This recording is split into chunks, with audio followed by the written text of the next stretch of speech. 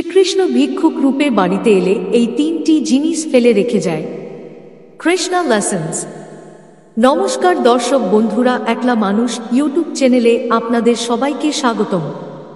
ভিডিওটি সম্পূর্ণ দেখবেন, ভগবান তাতেই প্রসন্ন হবেন। ভিডিওটি ভালো লাগলে লাইক, শেয়ার ও কমেন্ট করবেন। ভগবানের আশীর্বাদ পাবার জন্য সাবস্ক্রাইব করতে ভুলবেন না যেন। তাহলে চলুন শুরু করা যাক। বন্ধুরা, আজকের এই ভিডিওতে জানতে পারবেন যে ভগবান শ্রীকৃষ্ণের যদি কখনো আপনার বাড়িতে ভিক্ষুক রূপে আসে, তাহলে আপনি কোনো তিনটি সংকেত দ্বারা বুঝতে পারবেন যে ভগবান শ্রীকৃষ্ণ স্বয়ং আপনার বাড়িতে এসেছিল।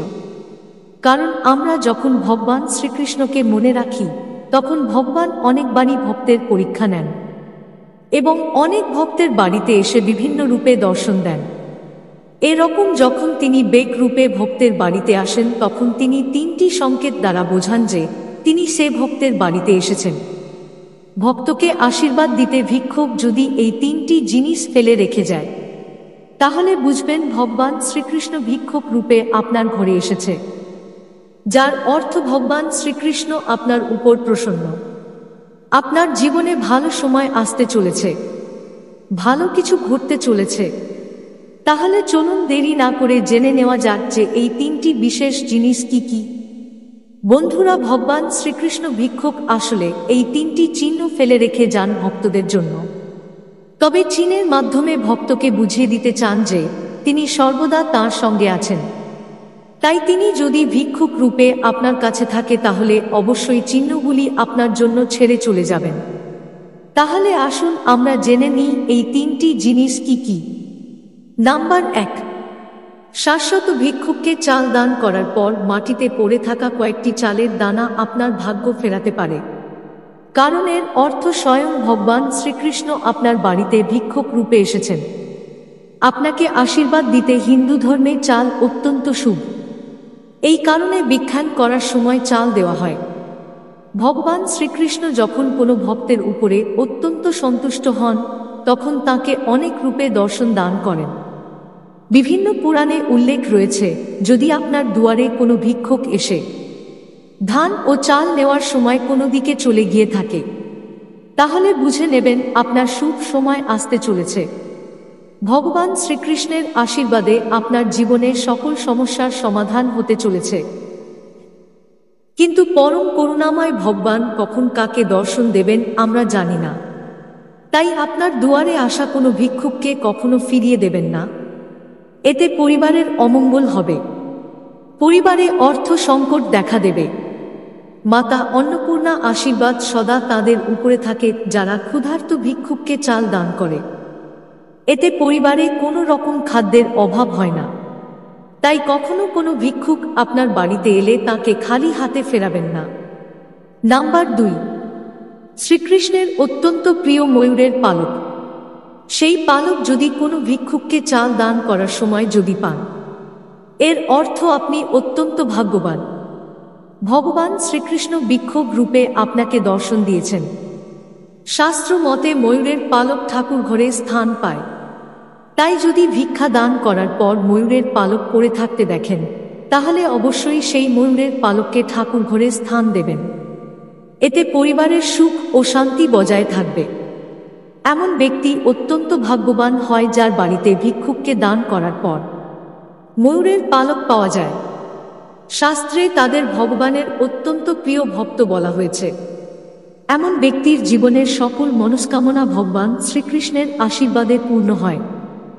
নাম্বার 3, আপনি যদি অনেক দিন ধরেই দুঃখ কষ্টে ভুগতে থাকেন, আর হঠাৎ করে আপনার বাড়িতে কোনো ভিক্ষুক আসে যাকে চাল দান করার পর আপনি সুগন্ধ অনুভব করেন, তাহলে বুঝে নেবেন আপনার ঘুমন্ত ভাগ্য এবার যা করতে চলেছে, আপনার জীবনের সুখ পরিবর্তন আসতে চলেছে। কারণ আপনার ঘরে সকল কারণ পরম করুণাময় শ্রীকৃষ্ণ বিরাজমান হয়েছেন।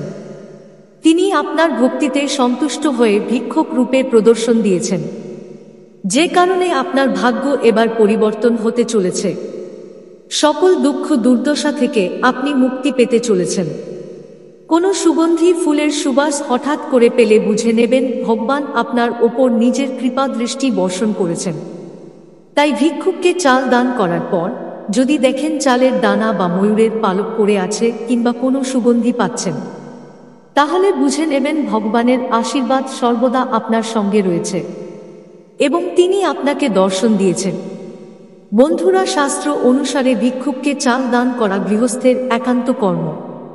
এটা বলা হয়েছে যে স্বয়ং নারায়ণ ভিক্ষুক রূপে আসে ভক্তের কাছ থেকে সেবা নেওয়ার জন্য। পুরাণে বর্ণিত আছে, ভগবান বিষ্ণু যজ্ঞ চলাকালীন ভিক্ষুক ব্রাহ্মণের বেশে বালির কাছে উপস্থিত হয়েছিলেন। যাদের মন পবিত্র এবং যারা পরোপকারী হয়, ভগবান তাদের প্রতি প্রসন্ন হন এবং ভগবান শ্রীকৃষ্ণ ভিক্ষুক রূপে আসে তাদের বাড়িতে। এবার ভগবানের কিছু অনুপ্রেরণামূলক উক্তি শুনে নেওয়া যাক, যা শুনবার পর আপনার মনের একটা সুন্দর পরিবর্তন অনুভব করতে পারবেন। পরিবর্তনই এই পৃথিবীর নিয়ম। গতকাল যা ছিল অন্য কারো, আজ তা তোমার, কাল তা হবে অন্য কারো। মূল্যবান সবকিছু বহন করতে মাথা নত করতে হয়, মা বাবার আশীর্বাদও তার মধ্যে অন্যতম। দিনটি যাই হোক না কেন, শুধু খুশি থাকুন। যখন হোঁচট খেয়েও জীবনে না পড়ো, তখন বুঝো শ্রীকৃষ্ণ ধরে রেখেছেন। সুখ হল মনের অবস্থা, বাইরের জগতের সাথে এর কোনো সম্পর্ক নেই। অজ্ঞ লোকেরা নিজেদের সুবিধার জন্য কাজ করে, যেখানে বুদ্ধিমান লোকেরা বিশ্বের কল্যাণে কাজ করে। জ্ঞানী ব্যক্তি কখনই ইন্দ্রিয় সুখের মধ্যে আনন্দ খোঁজেন না। জীবনে যত সমস্যা আসুক না কেন, পরিবারের সাথে থাকুন। সুখ থাকলে বাড়ে, আর দুঃখ থাকলে ভাগ হয়ে যায়। প্রত্যেকেরই নিজের শক্তি ও দুর্বলতা আছে। মাছ জঙ্গলে ছুটতে পারে না, আর সিংহ জলে রাজা হতে পারে না। তাই সবাইকে গুরুত্ব দিতে হবে। একবার ক্ষমা করে ভালো হয়ে যান, কিন্তু একই ব্যক্তিকে আবার বিশ্বাস করে বোকা হবেন না। যে ব্যক্তি অন্যের উপকার করে তাকে সবসময় কষ্ট পেতে হয়, কারণ যে গাছ সবসময় ফল দেয় তাকেও পাথর মারতে হয়। সৌভাগ্যের লোকেরা একটু খারাপ হলেই ঈশ্বরকে অভিশাপ দেয়, এবং দুর্ভাগ্যের লোকেরা একটু ভালো হওয়ার জন্য ঈশ্বরকে স্মরণ করে এবং ধন্যবাদ দেয়। একমাত্র মনই মানুষের বন্ধু ও শত্রু।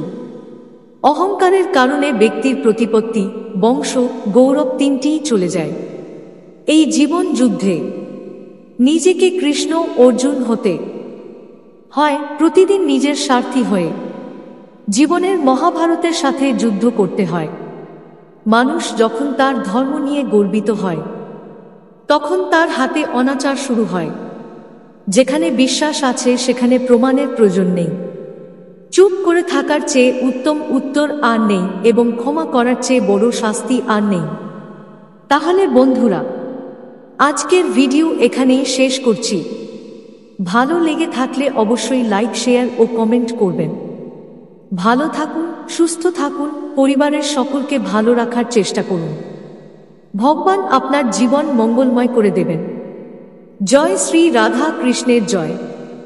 ধন্যবাদ।